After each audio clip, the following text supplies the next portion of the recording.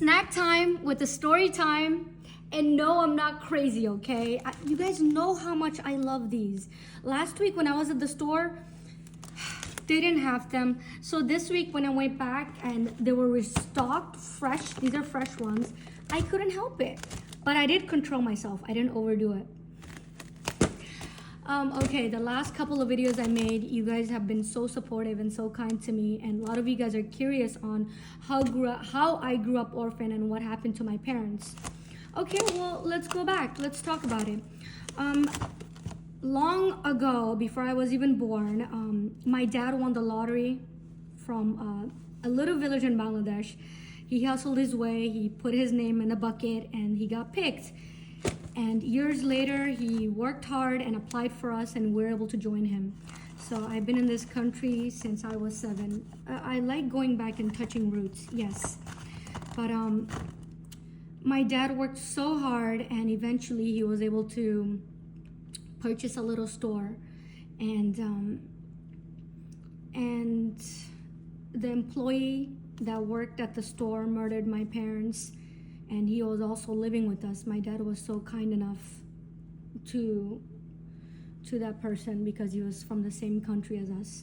And if you want to connect with me a little bit more, I did link the story on my bio. And both of my parents were murdered here in Florida. And I grew up orphan. I have 2 brothers who I'm not close with.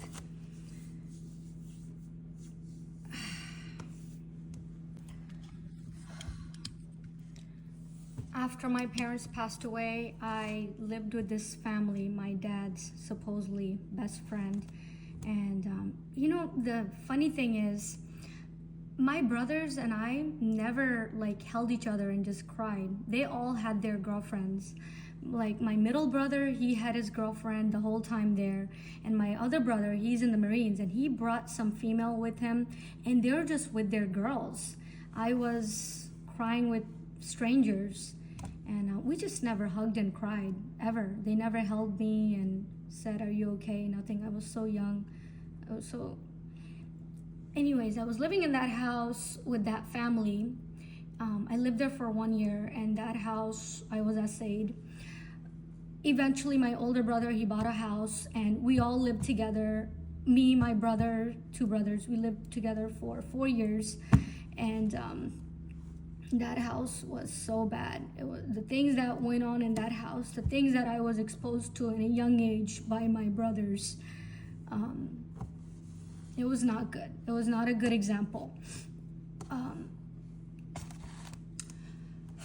So we're not getting sappy.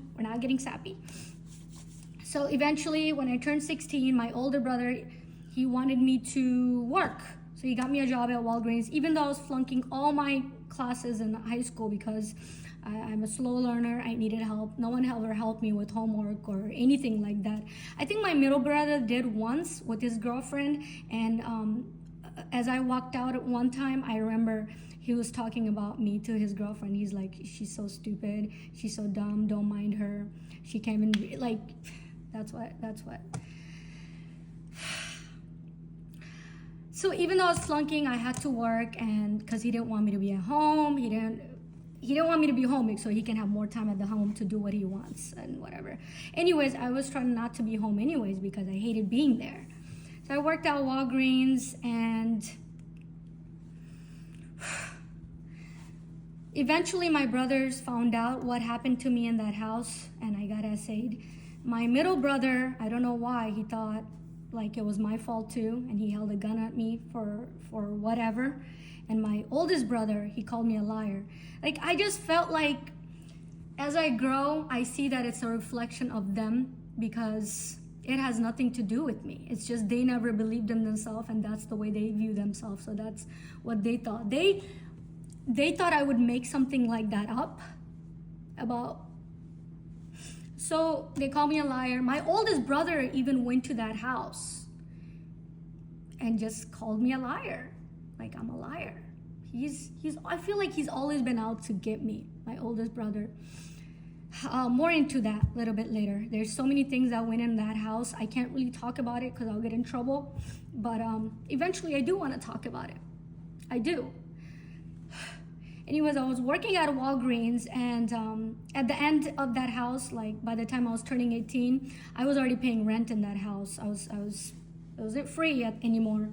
And my oldest brother, he's like, "You're turning wild." Blah. Mind you, I wasn't doing anything. I was just not being in that house because that house was so toxic. So they gave me two options: either to leave the house or leave their house, or go back to Bangladesh and get arranged marriage and stay there forever. Naturally, I left. At that time, I was seeing someone from Walgreens, and I eventually left and we moved in together. But it's just their mentality is so different from mine. I mean, the last couple of videos, you guys overwhelmed me with so much love because of what my middle brother said. I mean, let's talk about it again. I'm a single mom. It's very taboo. I'm divorced. It's very taboo. And my brothers do not support me. I'm canceled a long time ago, but this just looks worse for them in the society. But anyways, we looked at it from different perspective. Let's look at it from another perspective. I want to look at it from these girls' perspective, which is basically my middle brother. He wants me to find myself a guy and get married so the guy can take care of me and just reproduce again because I'm a machine and start all over again and give my kids back to the dad because he's the rightful owner, and I just start all over again. That's what he wants me to do. And of course, there's no way I'll ever do that. But think about it from these girls' perspective, because I know he never did. Can you imagine what my girls would think about me if I did that to them? What would they do? I grew up without a mom. I had to deal with all kinds of things without a mom. Can you imagine what my girls would do? Living with a stepmom and not being with their mom, and their mom is just married and happy with another guy. And so that's what my middle brother wants me to do. And okay. My oldest brother,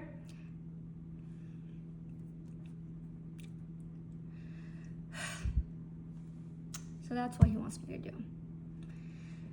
Anyways, I thank you guys for being here and supporting me and my girls.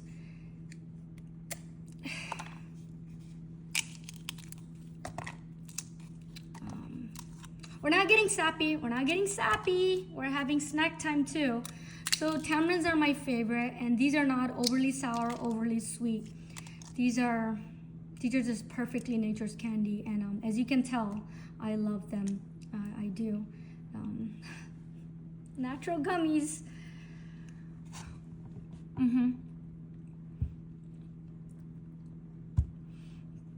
Thank you for being here.